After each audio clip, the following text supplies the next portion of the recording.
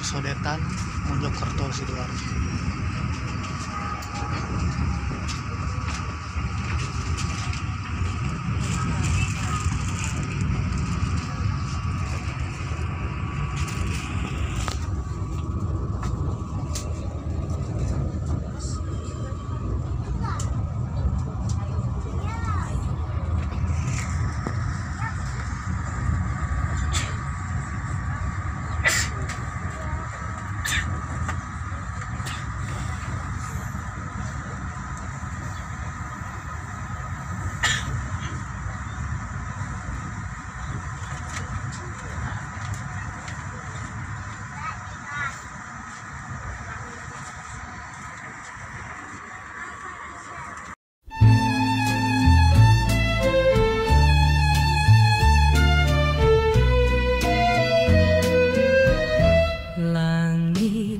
Jingga menyapa kota Surabaya dalam senyap senja. Langit jingga di ujung kota, kereta tua melintas perlahan, suara klakson riuh tak tergesa, menyisakan kenangan di pelabuhan.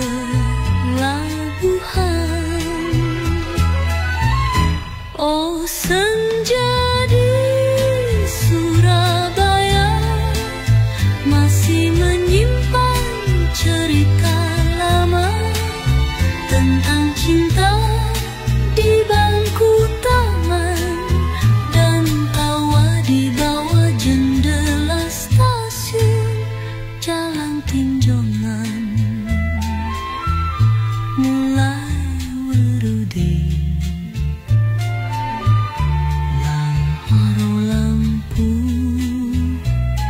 Temarang menyala, langkahku terhenti di simpang jalan,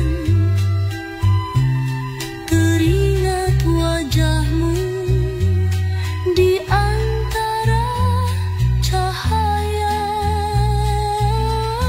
Oh senja di Surabaya, bayangmu masih setia singgah, meski waktu tak bisa kembali, hatiku tertinggal di sana.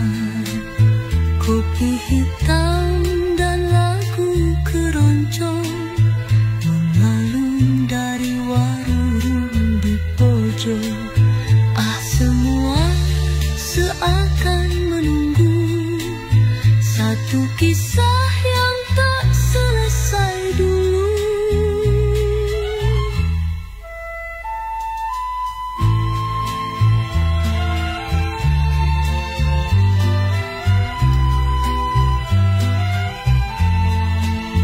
Kisah kita tak pernah sirna di setiap langkah yang ku lewati. Kau hadir dalam sunyi, senja pun turun perlahan menyelimuti kota kenangan Surabaya. Kau saksi cinta yang diam.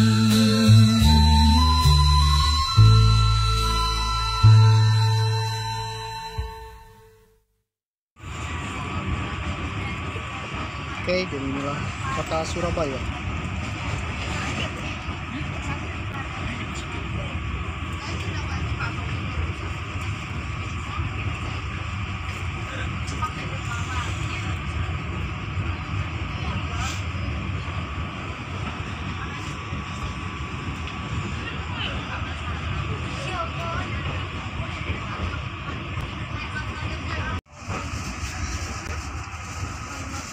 warung kebun lari. Payah guys.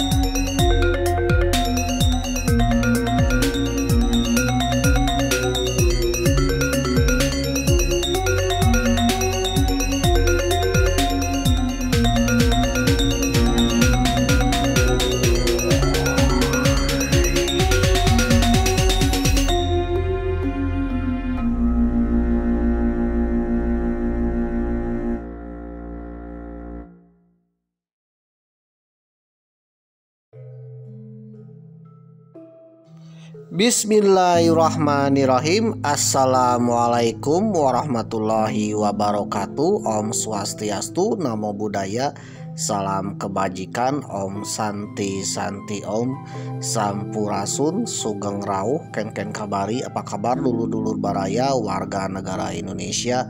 Tetap semangat di tahun 2025. Mudah-mudahan kita semua dapat keberkahan di tahun 2025 ini. Bagi yang kemarin sedang berjuang untuk mencapai kesuksesan, mudah-mudahan terlaksana di tahun dan tercapai di tahun 2025 ini.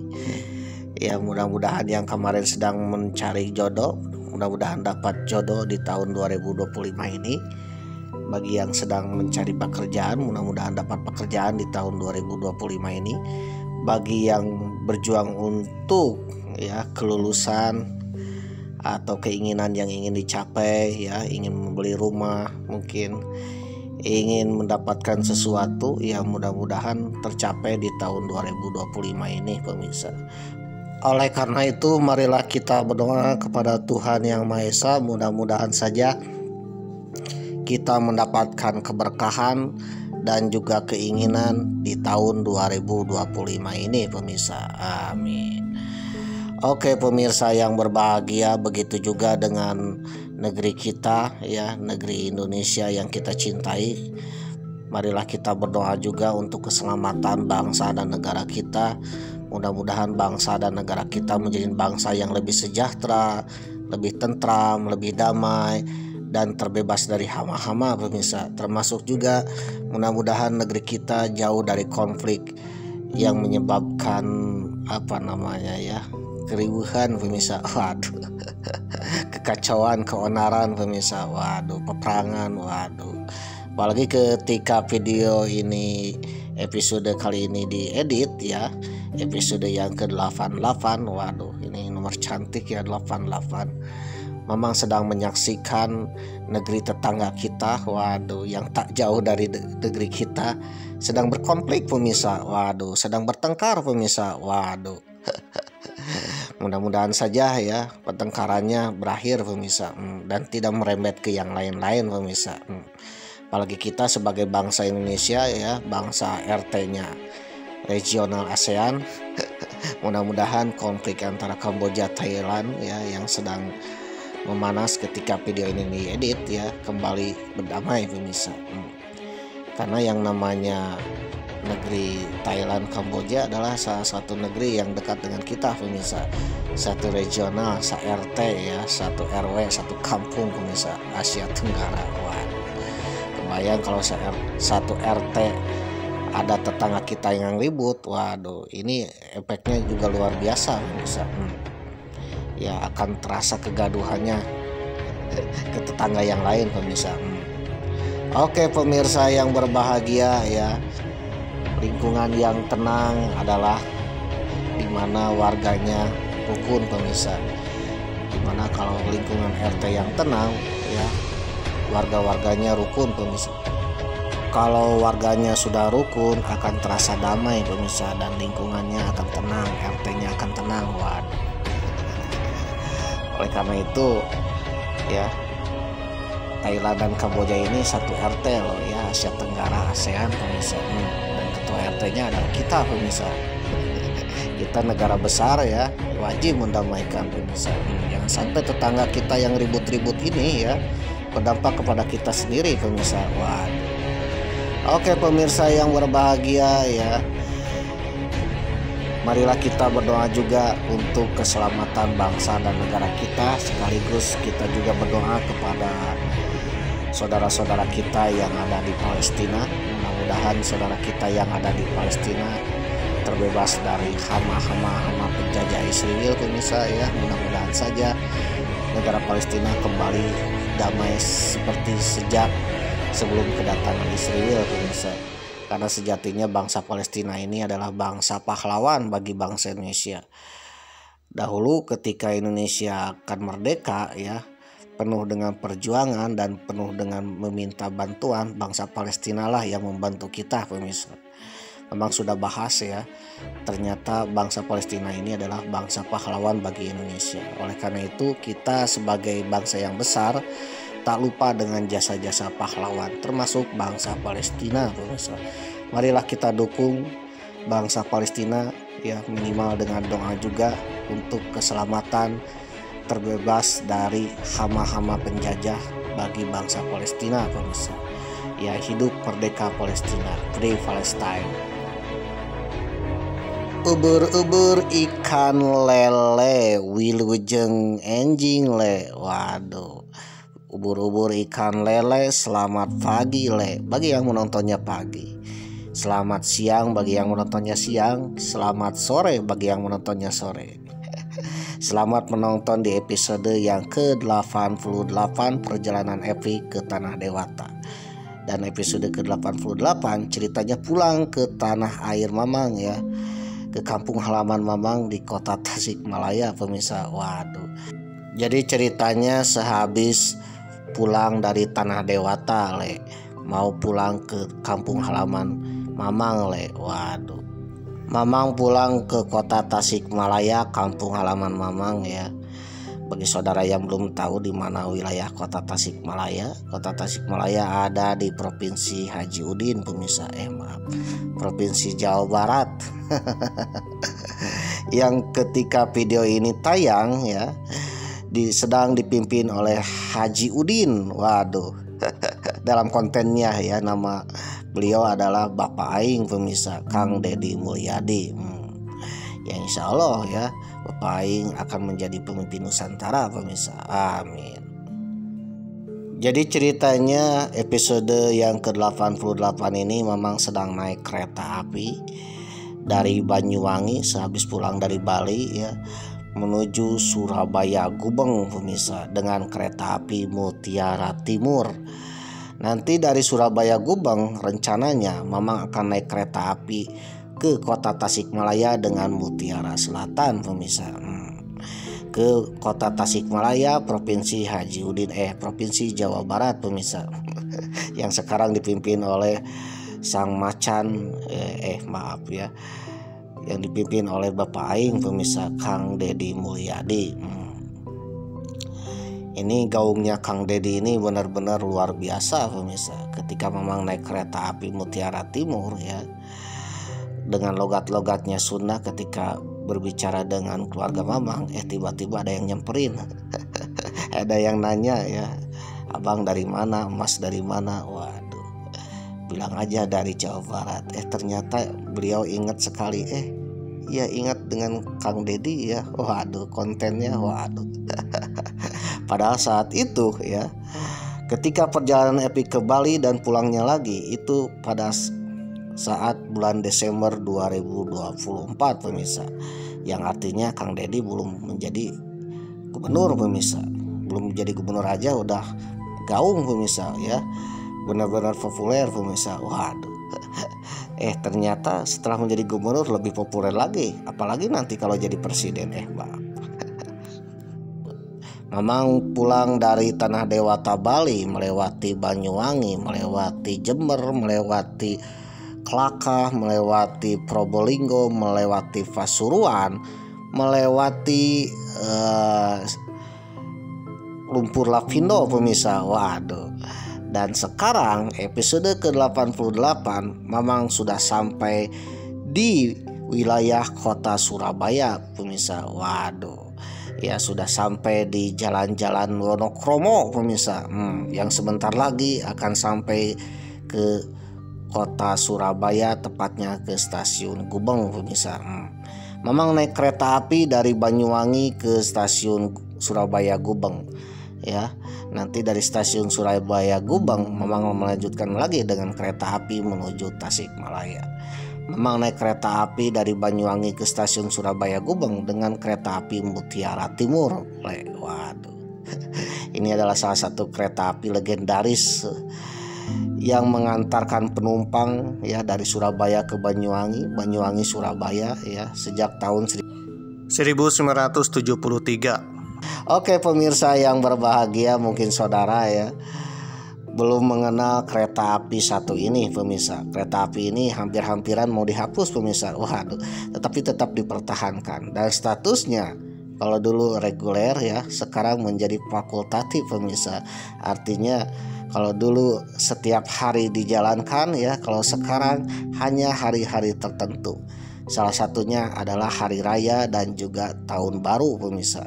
Hari libur tahun baru, kereta api fakultatif atau tambahan ya itu dikeluarkan, dan status Mutiara Timur itu kereta api fakultatif pemirsa. Sekarang Mutiara Timur menjadi fakultatif pemirsa. Ketika video ini diedit pun ya, ketika mencari sumber ternyata kereta api Mutiara Timur statusnya fakultatif. Artinya kita bisa naik kereta api Mutiara Timur ketika pada hari-hari tertentu alias pada hari libur pemirsa. Liburnya agak panjang seperti Lebaran dan Tahun Baru pemirsa. Ketika Tahun Baru 2024, ketika memang naik kereta api pulang dari Bali menuju Tasikmalaya, kereta api Mutiara Timur ini statusnya fakultatif. Pada Tahun Baru 2024 itu dijalankan 2 kali ya. Dari Surabaya 2 kali, dari Banyuwangi 2 kali dalam sehari. Ada Mutiara Timur pagi dan Mutiara Timur malam pemirsa. Begitu juga dari Banyuwangi ada yang Mutiara Timur pagi dan Mutiara Timur malam. Mutiara Timur pagi itu berangkat pukul 8.30, sedangkan Mutiara Timur malam kalau nggak salah ya pukul 22 lah, pukul 10 malam pemirsa. Waduh. Nah, sehabis tahun barunya ya berlalu atau hari-hari biasa, kereta api Mutiara Timur ini tak dijalankan pemirsa, dan rangkaiannya dialihkan ke yang lain pemirsa. Pertanyaannya mengapa tuh? Waduh. Memang juga bingung ya. Ternyata ada informasi bahwa kereta api Mutiara Timur itu turun status jadi fakultatif karena ada kereta-kereta lain yang menghandlenya pemirsa.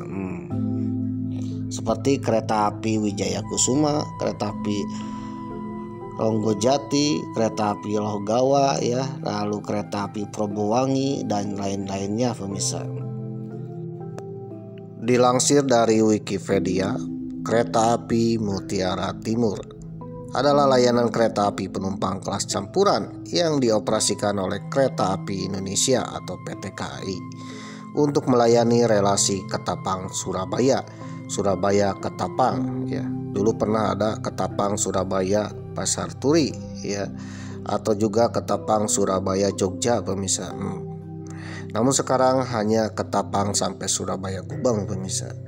Kereta api ini merupakan layanan kereta api penumpang tertua ketiga di Indonesia setelah kereta api Bima dan Mutiara Selatan, sekaligus layanan kereta api penumpang tertua juga di daerah operasi 9 Jember atau Daup 9 Jember yang masih beroperasi hingga saat ini. Jadi gini-gini juga kereta api Mutiara Timur adalah kereta api legend ya. Sebelum ada kereta api yang lain ya, seperti Wijaya Kusuma, seperti Ranggajati ya. Kereta api Mutiara Timur adalah kereta api legend untuk daerah Surabaya sampai Banyuwangi, pemirsa. Kereta api Mutiara Timur pertama kali beroperasi pada 6 Maret 1973 oleh PJKA atau Perusahaan Jawatan Kereta Api. Dulu lokomotifnya adalah lokomotif uap, pemirsa.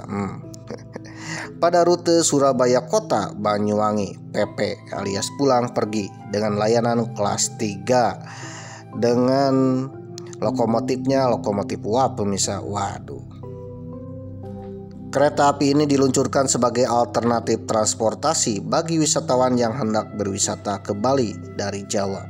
Pada waktu itu, daya dukung prasarana yang ada di lintas timur Jawa masih menggunakan rel dengan nomor R2, R3, dan R14.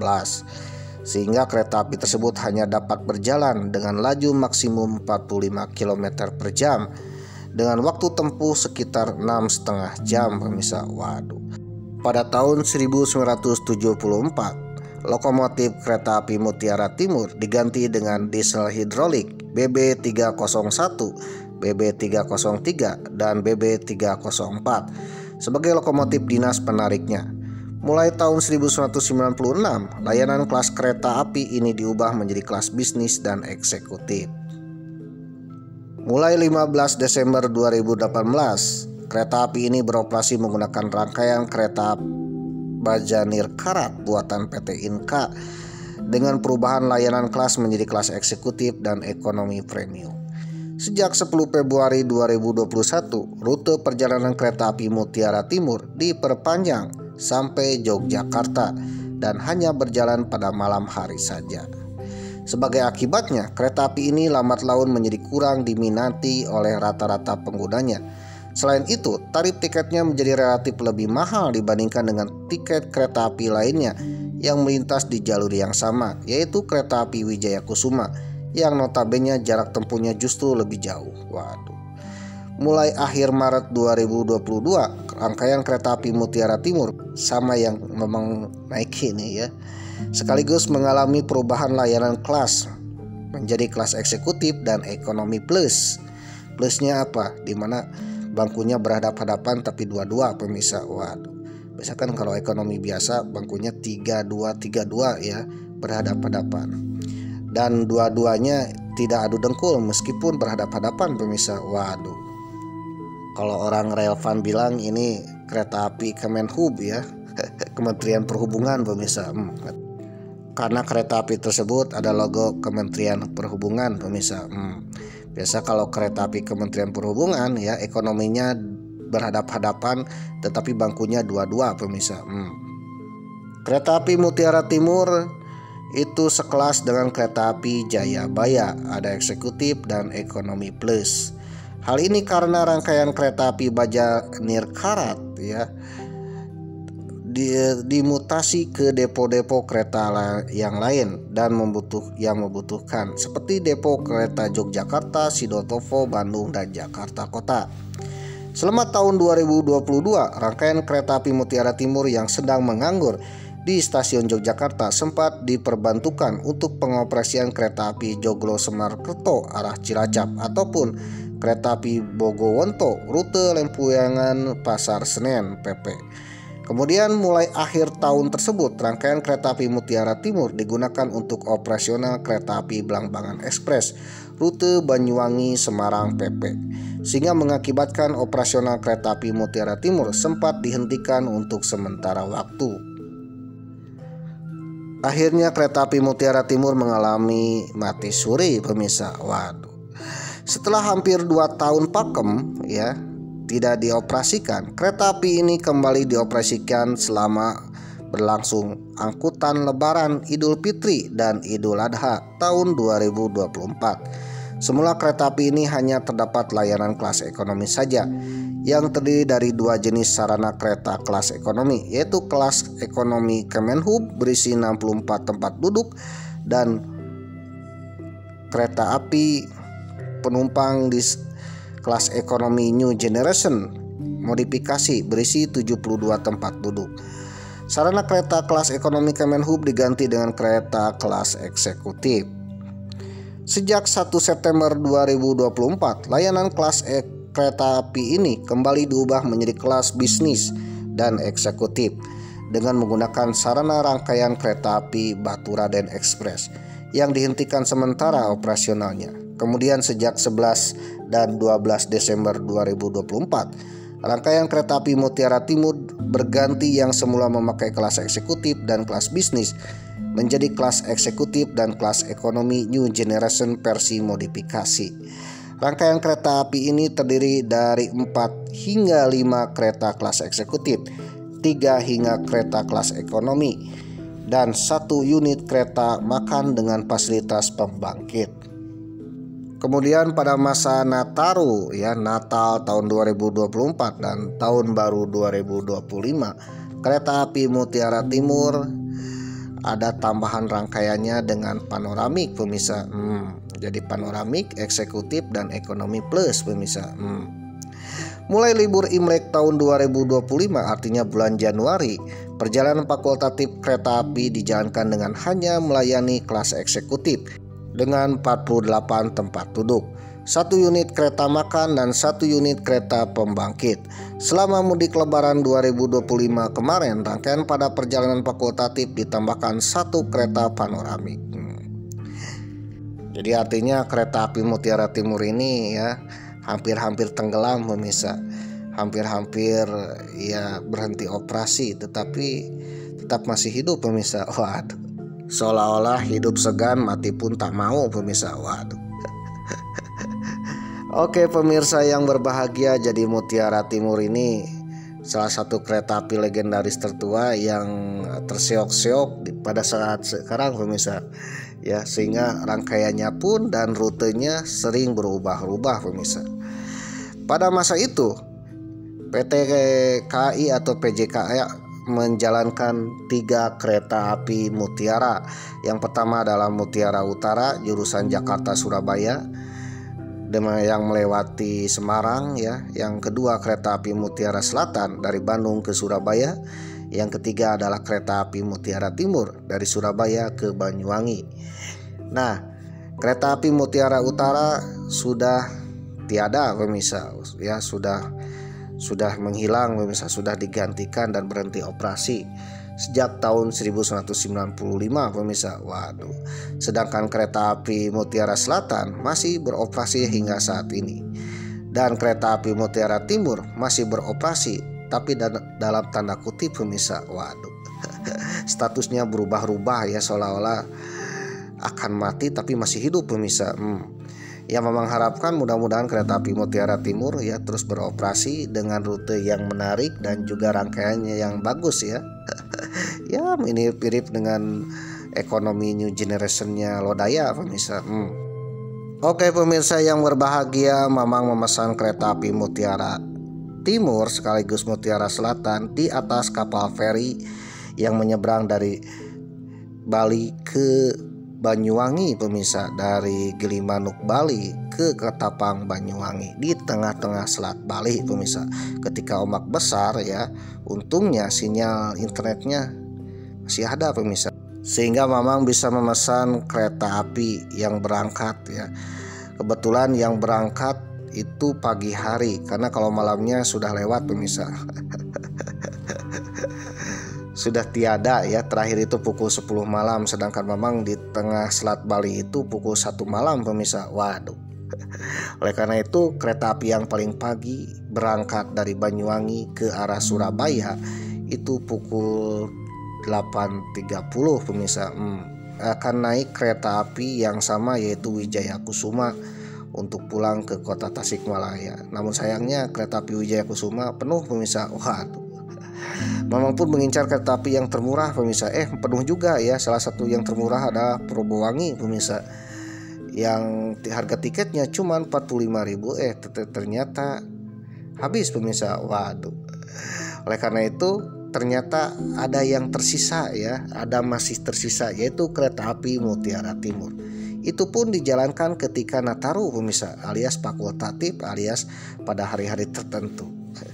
Akhirnya Mamang pun ya memilih kereta api Mutiara Timur. Alhamdulillah dapat kursi meskipun terpisah-pisah aslinya. Oleh karena itu ketika saudara menonton video perjalanan naik kereta api Mutiara Timur yang epik ya, Mamang selalu pindah-pindah posisi. Ya memang ya, kursi Mamang itu terpisah dengan keluarga. Waduh. Ya mudah-mudahan kereta api Mutiara Timur ya, dengan okupasi penumpangnya yang banyak ya, dengan pengalamannya Nataru, mudah-mudahan kereta api Mutiara Timur tetap beroperasi pemirsa. Secara tidak langsung Mamang ya bersyukur sekali karena bisa naik kereta api yang hanya dijalankan saat-saat hari-hari tertentu alias fakultatif, tidak hari-hari yang lain pemirsa. Pada hari-hari yang lain mungkin Mutiara Timur tidak beroperasi pemirsa, tetapi pada hari-hari tertentu Mamang bisa naik kereta api. Waduh. Jadi inilah momen terindah mungkin bagi Railfan ya, yang pecinta kereta api, naik kereta api yang jarang-jarang dijalankan pemirsa.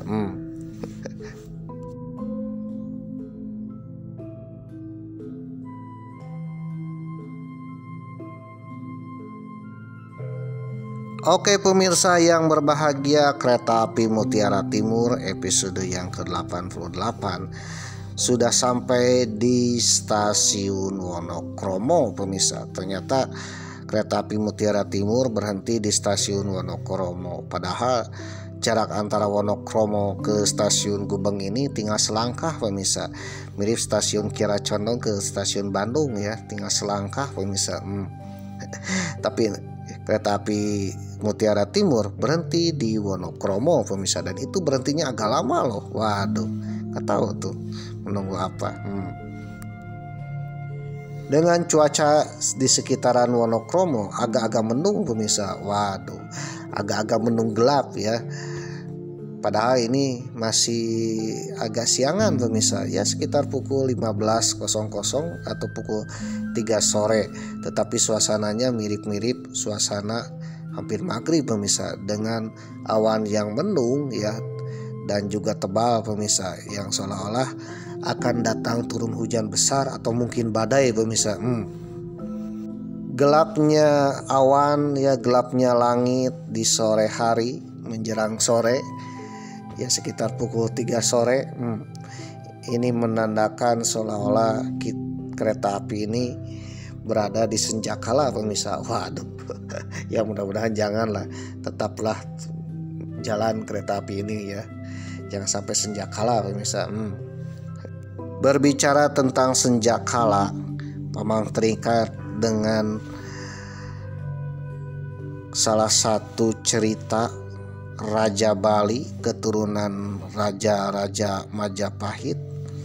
Itu Sokwan ya, atau datang ke leluhurnya ke Majapahit di saat Majapahit sedang dalam keadaan senjakala pemirsa. Waduh, alias Majapahit sedang dalam masa menuju keruntuhannya pemirsa, atau dikenal dengan senjakala Mojopahit pemirsa. Jadi Raja Bali ini dulunya adalah keturunan Raja Majapahit. Memang sedikit cerita dulu ya, bahwa Raja Majapahit ini pada masa era Hayam Wuruk dan Pati Gajah Mada berhasil menaklukkan Bali pemirsa. Kemudian banyak petinggi-petinggi keturunan Majapahit itu pergi ke Bali untuk mendirikan sebuah kerajaan yang bernama Kerajaan Gahgel pemirsa, kerajaan bawahan Mojopahit. Nah, Kerajaan Gahgel berkembang pesat di Bali. Suatu ketika Raja Gahgel ya, cucu cicitnya pendiri Raja Gahgel ingin berkunjung ke Mojopahit ya, berkunjung ke Mojopahit, ke tanah leluhur kakek moyangnya pemirsa. Namun sayangnya ya, pada saat itu Mojopahit dalam keadaan senjakala pemirsa. Waduh, di akhir-akhir hayatnya pemirsa, ya mirip-mirip dengan kereta api Mutiara Timur ini pemirsa. Waduh.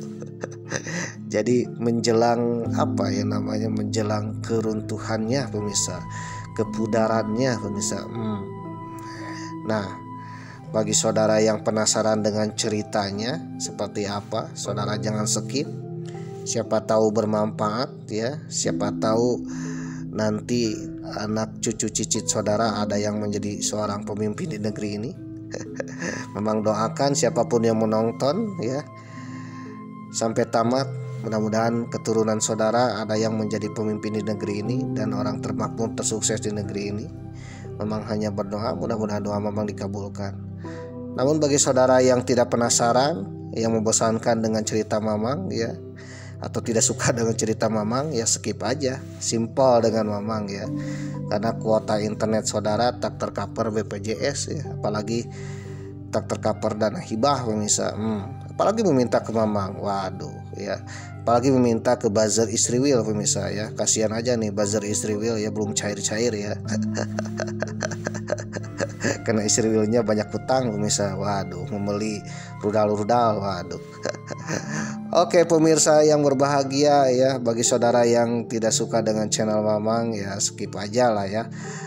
Skip aja, jangan meminta kuota internet ke Mamang, apalagi minta kuota internet ke Kamboja ya, judul admin Kamboja. Waduh, Kamboja aja kan bingung ya, ripuh ya, baru aja segitu ya, beraninya perang-perangan dengan tetangga pemirsa. Waduh, padahalnya uangnya cekak pemirsa. Waduh. Oke pemirsa yang berbahagia, bagi saudara yang menonton sampai tamat, Mamang hanya berdoa mudah-mudahan saudara menjadi orang yang terkaya, tersukses di negeri ini. Apabila tidak dialami oleh saudara, mudah-mudahan dialami oleh anak, cucu, cicit saudara pemirsa. Mamang hanya berdoa mudah-mudahan yang menonton sampai tamat, doa Mamang dikabulkan, amin. Selain itu juga ya, Mamang berbicara bukan asal-asalan, tetapi berdasarkan sumber dan literatur yang Mamang dapatkan. Bagi saudara yang mempunyai pendapat sendiri atau punya literatur sendiri ya, boleh komen di bawah, mudah-mudahan bermanfaat untuk kita semua ya. Asalkan komenan saudara tidak bikin keonaran, apalagi jangan seperti Mossad ya, mengadu domba pemirsa. Bagi saudara yang komennya agak-agak lain ya, waduh, mengarah-arah ke keonaran, mohon maaf saja ya. Memang sebagai admin akan men-skipnya pemirsa. Karena channel ini adalah channel yang penuh perdamaian, bukan keonaran pemirsa. Waduh. Dilansir dari tirto.id dengan judul artikel Ketika Raja Bali Ziarah dan Menyaksikan Keruntuhan Majapahit. Waduh. Bali punya ikatan kuat dengan Majapahit, dan ini sebuah fragmen tentang seorang raja dari Bali yang ziarah ke reruntuhan bekas ibu kota Mojopahit. Ditulis oleh Muhammad Al-Noza, terbit 16 November 2024. Orang Bali memiliki keterikatan emosional historis dengan Mojopahit. Kerajaan di tepi Sungai Brantas, migrasi orang Mojopahit ke Bali kemungkinan telah berlangsung sejak abad ke-14 Masehi, sebagaimana diceritakan dalam Babat Dalem. Dikutip dari I Gusti Made Suwarbawa dalam Bali Pasca Ekspedisi Gajah Mada. Buku ini terbit tahun 2002 yang melampirkan keterangan dari Babat Dalem.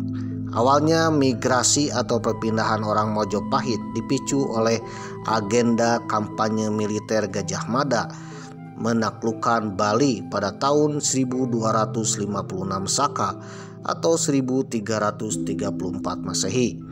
Gajah Mada menunjuk seorang Brahmana dari Kediri bernama Sri Krishna ke Pakisan agar menjabat posisi Raja Bali yang telah kosong, alias mungkin setara dengan gubernur jenderal pada masa Hindia Belanda yaitu raja bawahan atau raja PLT-nya dari utusan Prabu Mojopahit, pemirsa. Sri Kresna Kepakisan adalah Raja Bali setelah Bali ditaklukkan oleh Mojopahit, dan Sri Kresna Kepakisan diangkat untuk wakil dari Raja Mojopahit di Bali, pemirsa. Sosok inilah yang kemudian dipercaya sebagai perwakilan Mojopahit di Bali. Saat pindah ke Bali, ia ditemani 15 orang Arya atau Punggawa, 3 orang Waisa aparatur, dan beberapa Sudra atau masyarakat biasa. Sejak saat itu, wilayah Bali yang tunduk di bawah Mojopahit dikuasai oleh kerajaan bawahan yang pemerintahannya bercorak budaya Jawa, yaitu kerajaan Gelgel. Waduh. Jadi Sri Kresna Kepakisan ini adalah mendirikan sebuah kerajaan di Bali di bawah Mojopahit bernama Kerajaan Gelgel yang berpusat di daerah Klungkung sekarang atau Kabupaten Klungkung, Bali. Nah, Kerajaan Gelgel ini juga dikenal dengan Kerajaan Klungkung Bali sekarang, pemirsa. Di mana dulu kekuasaannya satu pulau lah, yaitu Pulau Bali. Babat Dalam merupakan teks penting, ya, teks catatan penting sejarah pada masa Raja-Raja Bali pasca pecahnya Kerajaan Gelgel pada abad ke-17. Sebagai suatu teks sejarah, Babat Dalam menyediakan keterangan genealogis yang menghubungkan jalur nasab Raja-Raja Bali dengan dinasti Rajasa di Mojopahit. Namun demikian, Babat Dalam sebenarnya bukan teks yang sekuno itu. Menurut Helen Chris dalam bukunya Sejarah Babat Bali yang terbit tahun 1191, naskah yang berisi teks Babat Dalam tarik tertuanya berasal dari tahun 1805 dan 1812. Naskah tertua Babat Dalam berasal dari Puri Klungkung yang merupakan suksesor, ya, dari Kerajaan Gelgel. Turunan teks Babat Dalam salinan naskahnya tersebar hampir ke seluruh wilayah Bali. Masing-masing naskah diberi judul dengan nama kerajaan atau kepentingan dari raja yang berkuasa di tempat naskah itu disalin. Judul-judul naskah turunan Babat Dalam menurut Chris diantaranya adalah Babat Kesatria, Babat Mengwi, Babat Buleleng, Babat Blabatu, Babat Arya Tabanan, dan sebagainya. Naskah-naskah itu terus-menerus disalin bahkan sampai awal abad ke-20 menjelang keruntuhan Hindia Belanda. Di antara banyak naskah Babat Dalam yang tersedia sampai sekarang, ada satu versi naskah Babat Dalam yang cukup menarik untuk diamati. Naskah tersebut oleh I Wayan Warna Daikaka dalam bukunya Babat Dalam Teks dan Terjemahan edisi 1986 disebutkan sebagai Babat Dalam B yang salah satu bagiannya menceritakan soal ziarah, ya, Sokwan, ya, seorang raja Bali ingin melihat leluhurnya di Mojopahit. Raja Bali era Gelgel itu ziarah ke Mojopahit. Bagian ini sangat khas karena hanya ditemukan pada naskah Babat Dalam B. Mengenai identitas naskah Babat Dalam B, menyebutkan bahwa naskah tersebut berasal dari koleksi I Gusti Lanang Mantra yang menetap di Sidemen, Kabupaten Karangasem atau Bali Timur. Selain itu, naskah ini merupakan salah satu di antara sedikit atau mungkin tidak ada sama sekali naskah tradisional yang diketahui menyinggung soal tinggalan Kerajaan Mojopahit. Artinya, kesadaran akan sejarah Mojopahit beserta tinggalannya masih melekat di benak kolektif masyarakat Bali. Dalam Babat Dalam versi Lanang Mantra itu, cerita ziarah Raja Gelgel ke Mojopahit diawali dengan puji-pujian terhadap keagungan Kerajaan Mojopahit di bawah kepemimpinan Hayam Wuruk atau Prabu Hayam Wuruk Mojopahit. Dikisahkan pula bahwa Kerajaan Gelgel ketika itu dipimpin oleh Dalam Samprangan yang tunduk pada kekuasaan Prabu Hayam Wuruk. Uraian mengenai kedua hal itu kemudian disambung peristiwa jatuhnya Mojopahit yang berlangsung secara tiba-tiba pasca moksanya Prabu Hayam Wuruk. Kejatuhan kerajaan tersebut telah menyebabkan perpecahan di daerah-daerah bekas wilayah taklukannya. Kekuasaan Majapahit dalam babat ini dikisahkan diwarisi oleh Pasuruan, Blambangan atau sekarang Banyuwangi dan Bali. Waktu pun bergulir sampai dalam Samprangan digagal kemudian digantikan oleh seorang raja muda bernama Dewa Ketut. Dalam sumber lain disebut Dalem Ketut Semarak Kepakisan. Suatu ketika Dewa Ketut diundang oleh Raja Madura untuk menghadiri upacara yadnya, yaitu ritual persembahan.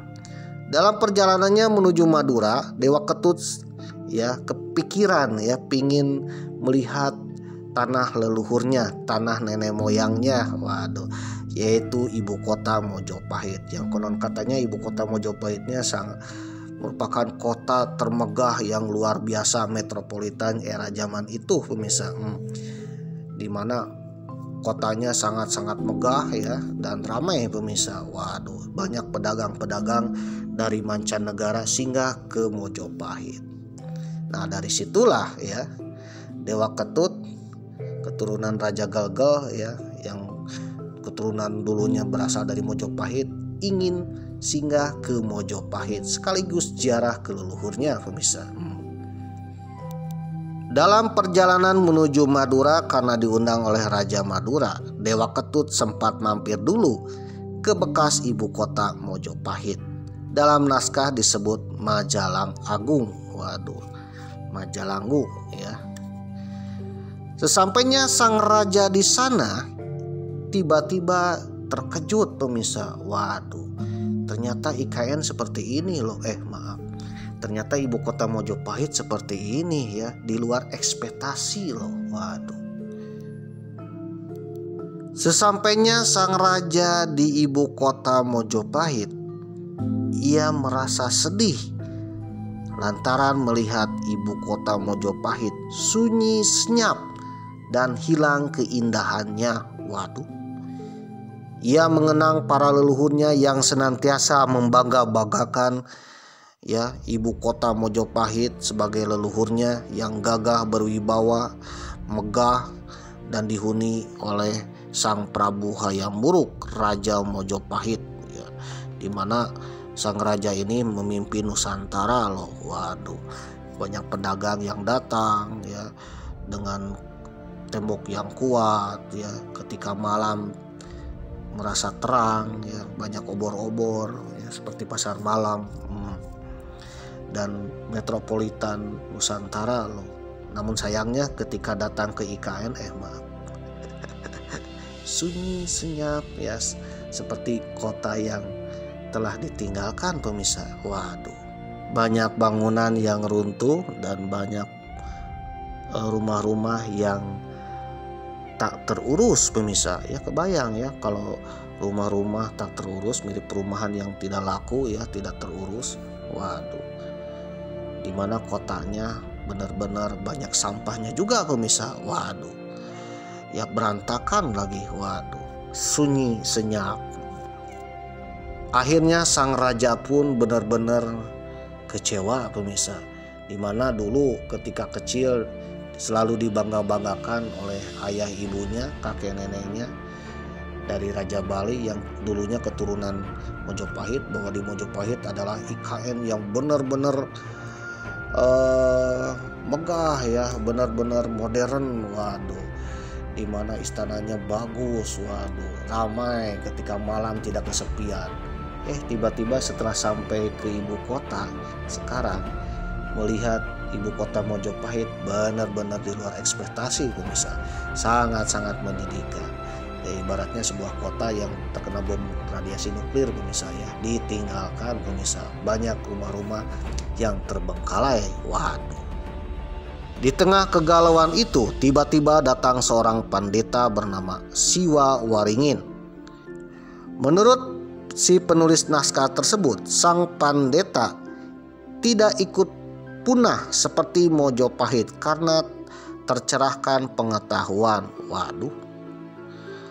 Wet ning timpah ing pang ngawruh, itu dalam tulisan babat dalam. Kedatangan si Wawaringin menimbulkan rasa penasaran di benak Dewa Ketut. Ia pun bertanya kepada sang pendeta mengenai alasan sirna dan hancurnya Mojopahit. Si Wawaringin mengatakan bahwa alasan utama kehancuran Mojopahit menjadi kota yang terlantar adalah telah datangnya masa Trayuga. Apaan tuh Trayuga? Selain itu, sang pendeta juga menjelaskan banyak orang Mojopahit ketika itu telah memiliki trimeda. Trimeda artinya 3 kecerdasan, tetapi bodoh dalam hal sastra. Waduh.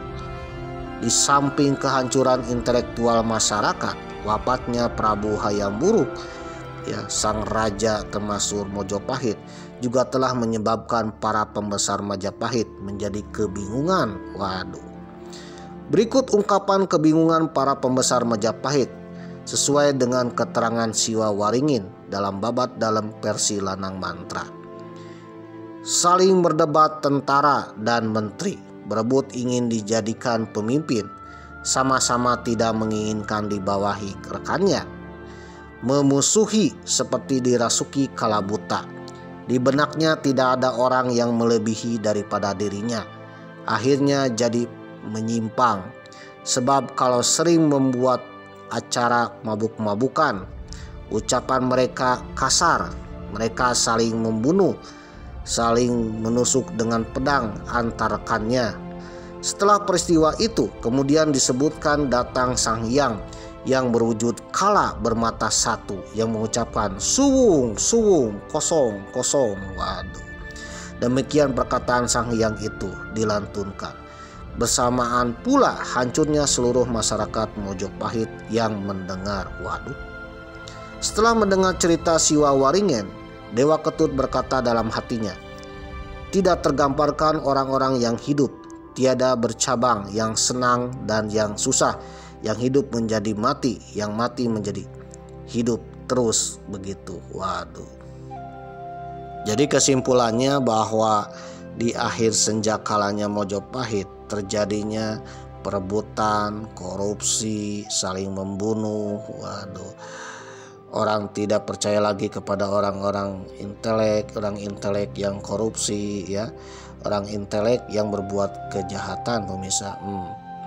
Jadi artinya Mojopahit runtuh dengan sendirinya karena ulah warga Majapahit sendiri, pemirsa. Ulah pemimpin Majapahit sendiri yang tidak merasa mencintai Mojopahit tetapi ingin berkuasa, saling mensinggung, saling membunuh, ya. Terjadi perang saudara. Waduh. Ditambah lagi, ya, Mojopahit itu akan ditenggelamkan oleh bumi, pemirsa, oleh alam dengan istilah sirna hilang ketaning bumi. Memang sudah bahas, ya, di episode kemarin yang ke-87 bahwa Mojopahit ternyata runtuh salah satunya adalah karena bencana alam, pemirsa. Jadi meskipun selain bencana alam, Majapahit pun bisa runtuh karena ulah pemimpin dan warga Majapahit sendiri yang sudah menjadi hama perusak, pemirsa, ya. Hama-hama perusak moral, perusak segala-galanya, pemirsa. Jadi itulah ciri sebuah negeri di senjakala, pemirsa. Bila negeri kita pemimpinnya sudah melupakan rakyatnya, mementingkan bisnis, waduh, ditambah lagi rakyatnya menjadi hama, pemimpinnya jadi hama, ya, beredarnya amoral dan sebagainya. Waduh, itu menandakan bahwa negeri kita pun akan disenjakalakan, pemirsa. Kalau sudah senjakala dan runtuh, waduh, mungkin Allah para pahlawan zaman dulu pun akan kecewa, pemirsa, ya, akibat ulah anak cucunya.